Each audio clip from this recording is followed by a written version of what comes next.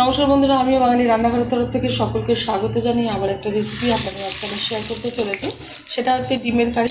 তাহলে চলুন দেখে আমরা কাটতে রেখেছি।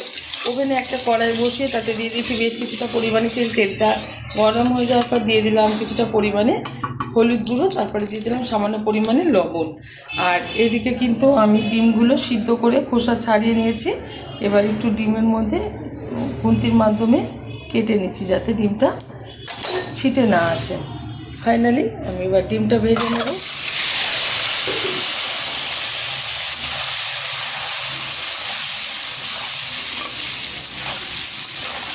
খুব বেশি ভাজবো না, হালকা ভাজা হয়ে গেলে তুলে নেবো একটা পাত্রে। ডিমগুলো ভেজে তুলে নিয়েছি একটা পাত্রে। এখন এই তেলে দিয়ে দিচ্ছি থেতো করে রাখা পেঁয়াজ। পেঁয়াজটা শিলনোড়াতে একটু থেতো করে নিয়েছি, একটু ভেজে নেবো পেঁয়াজটা।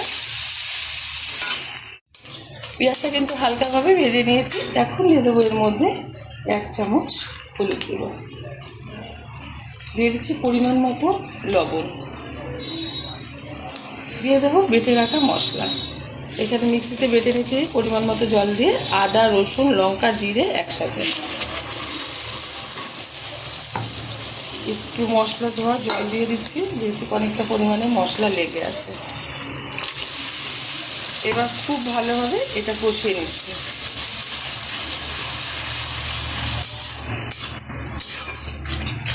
আজকে এরকম ডিমের কারি কিন্তু রুটি দিয়ে সার্ভ করবো, তার জন্য কিন্তু আটা মেখে নিয়েছি। রুটিগুলো ভেজে নেবো ডিমের কারি হয়ে যাওয়ার পর। আপনারা যে কোনো কিছু দিয়ে খেতে পারেন, ভালো লাগবে।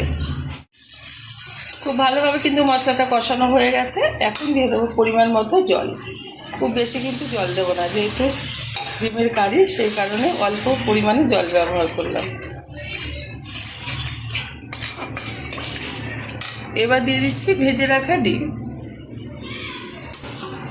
ঢাকার কোনো দরকার নেই, হাই আছে 2 থেকে 3 মিনিট মতো ফুটিয়ে রান্না করলেই কিন্তু হয়ে যাবে আজকে ডিমের কারিটা।